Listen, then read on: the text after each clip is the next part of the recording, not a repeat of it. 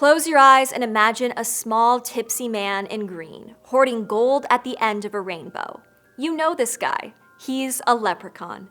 The modern leprechaun, the diminutive green figure with a jovial smile, red beard, jaunty hat, and a pot of gold unfairly associated with St. Patrick's Day, is practically ubiquitous as a symbol of luck and mischief in Western pop culture. He's the official mascot of sports teams, the subject of a ridiculous slasher horror series, and the face of a deliciously sugary cereal. And trust me, you know you've gone mainstream when you've achieved the status of spokesmonster. But the traditional leprechaun is a faerie rooted in Irish lore, known for his skills as an industrious craftsman, and a bit more threatening than you might realize. He is tied to the ancient mythology of Ireland and the real history of Irish immigrants to the United States.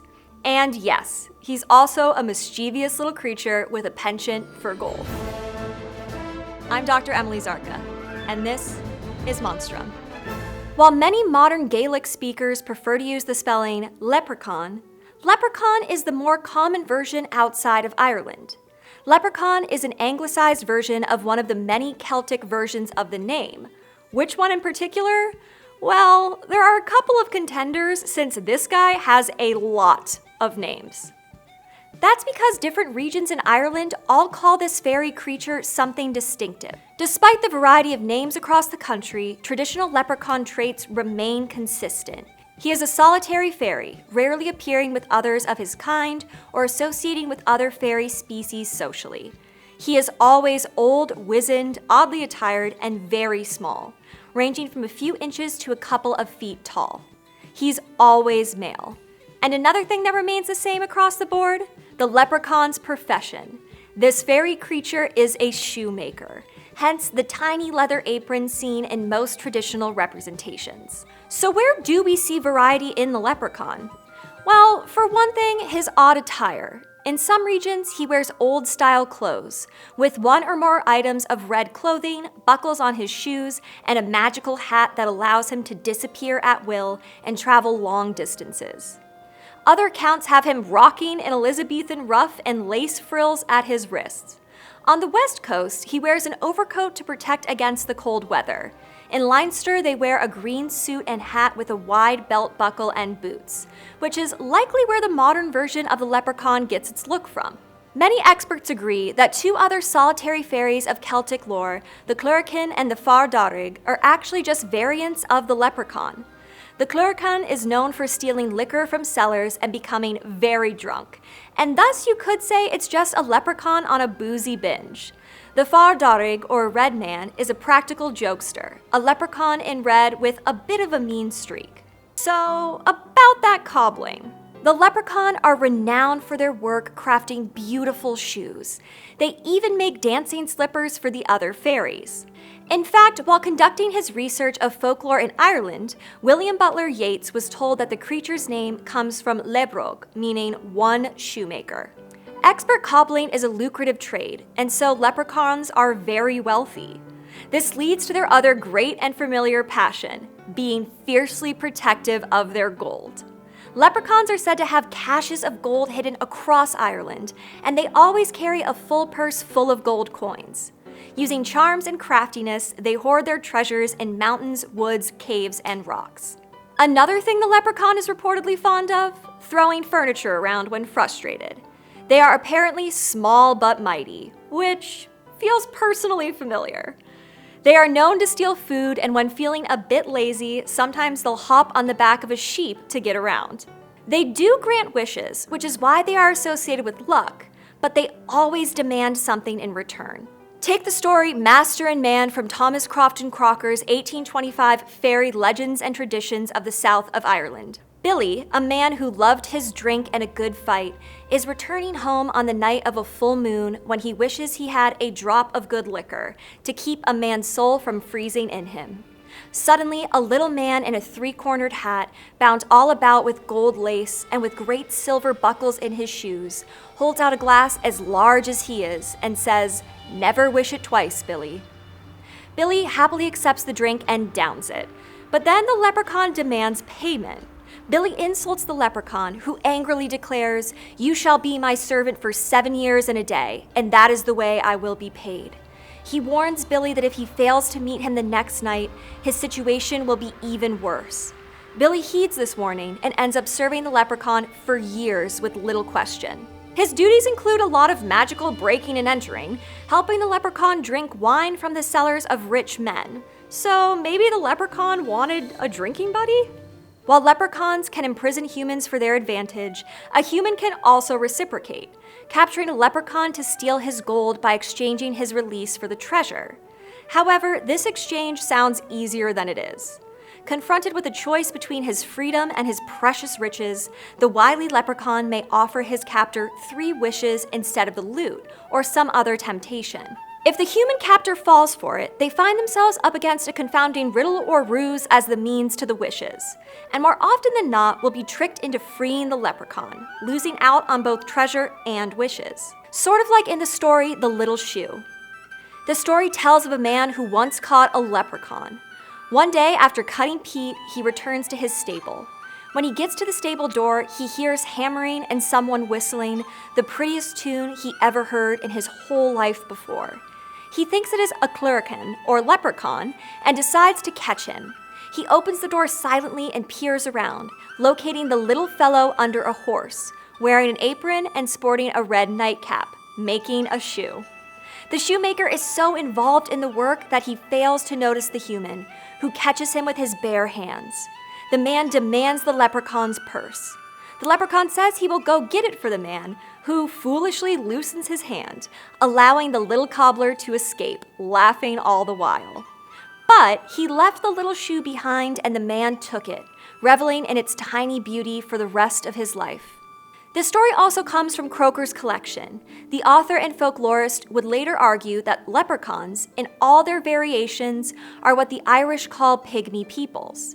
Could he be saying that these legends are based on real people of shorter stature? Well, there isn't any archaeological evidence to suggest that's true. But speaking of the origins of leprechauns, the earliest written reference appears long before Croker's seminal work in the 7th or 8th century text, The Adventures of Fergus, Son of Letty. In this medieval story, a king falls asleep on a beach and awakens to find himself being dragged into the ocean by 3 leprechauns. He manages to turn the tables and capture the creatures himself, and they agree to grant him 3 wishes in exchange for their release. Then there's the story of the Fierbolg, a legendary race of small people who invaded Ireland after fleeing persecution in Greece. According to the myth, they were born from Nemed's son Starn and became some of the first inhabitants to rule over Ireland. Their reign was short-lived, however, as less than 40 years later, the Fierbolg were conquered by the Tuatha De Danann, a mighty supernatural race. According to Celtic mythology, the Tuatha De Danann are skilled in magic and were banished from the heavens because of their great knowledge. They built grand palaces underground, rumored to contain unimaginable treasures that very few humans would ever get to see. Considered immortal gods, the Tuatha De Danann are not just part of the foundation of Irish mythology, but are actually representative of the intersection between folklore and history itself. After all, the story goes on to tell of a battle between the Tuatha De Danann and the very people who would become the ancestors of the modern Irish. So are they legend or history? In fact, magical beings like the Fierbolg, the Tuatha De Danann, and the leprechaun are featured throughout Irish folklore, leading to this conflation of myth and reality. For example, until as late as the 17th century, the Tuatha De Danann were regarded as a true race. So we've talked about the hardworking jokester leprechaun who protects his gold and can grant wishes, but what about the more malicious, drunken fellow sowing chaos and stealing babies? Well, around the start of the 5th century CE, as Christianity became the dominant religion in Ireland, the ancient pagan stories of, not to mention actual belief in, fairies like the leprechaun still lingered. However, over time, these impish creatures are cast in an increasingly negative light, the stories becoming darker and the creatures more menacing, until we begin to see tales in which leprechauns would replace babies with changelings, fairy children, or murder potential treasure thieves rather than just trick or deter them. Outside of Ireland, the popularity of the leprechaun rose later, in the late 19th and early 20th centuries, most notably because of its appearance in Thomas Crofton Crocker's widely admired collection of Irish lore.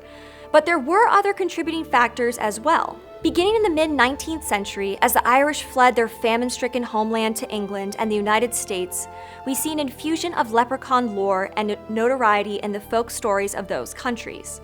Treatment of the Irish immigrants and the Irish Americans during this influx of immigration was dismal at best and downright atrocious at its worst. While Celtic lore positions the leprechaun as a skilled cobbler who amassed great wealth from their exquisite craftsmanship, as anti-Irish prejudice grew, non-Irish people began to associate the leprechaun with less complimentary, stereotypical representations. The leprechaun became synonymous with prejudices of the Irish as drunken, irresponsible, happy people, blithely and even joyfully indulging their greed, always on the lookout for luck rather than hard work. So how and why did the leprechaun become associated with St. Patrick's Day, a holiday that initially celebrated the death of a saint and resulted in raucous celebrations across the globe? While there is a 1,000-year history of celebrating the holiday with food and drink, the first St. Patrick's Day parade actually occurred on American soil on March 17, 1772, when homesick Irish soldiers serving British forces marched in New York City in honor of the saint. It only exploded from there, especially with the influx of immigrants from the 19th century on. As for leprechauns serving as a mythic symbol of the day, that's harder to pin down, although it likely has something to do with consumerism. Today, due in part to the efforts of Enterprise Ireland, an Irish government entity that promotes trade of Irish goods, and North American Celtic retailers, the demand for Irish-adjacent consumer items has boomed since the late 1980s. Then there's the increased interest from Irish Americans in discovering their ancestral origins, something DNA testing and sites like Ancestry.com make easier. In some ways, the leprechaun is the entry point into Irishness, a recognizable figure of Ireland in popular culture, despite modern differences from ancient Irish folklore. The story of the leprechaun has continued to evolve, and today we tell children of a jaunty little green man with a buckled hat and a red beard, just waiting on the other side of the rainbow to happily hand over his pot of gold, if you can find it. That's the story I was told. Magical shoemaker, drunken trickster, violent child stealer. The leprechaun has played all these roles and more. But next time you raise a pint of green beer, just remember that ultimately leprechauns are about hard work. They earned their riches, and they know how to protect them. Is my Claudia even? My mom drove 35 minutes to make sure I had this necklace because, quote, I should be representing my people in a leprechaun episode. I was like, thanks, Mom, got it. I'll honor our heritage.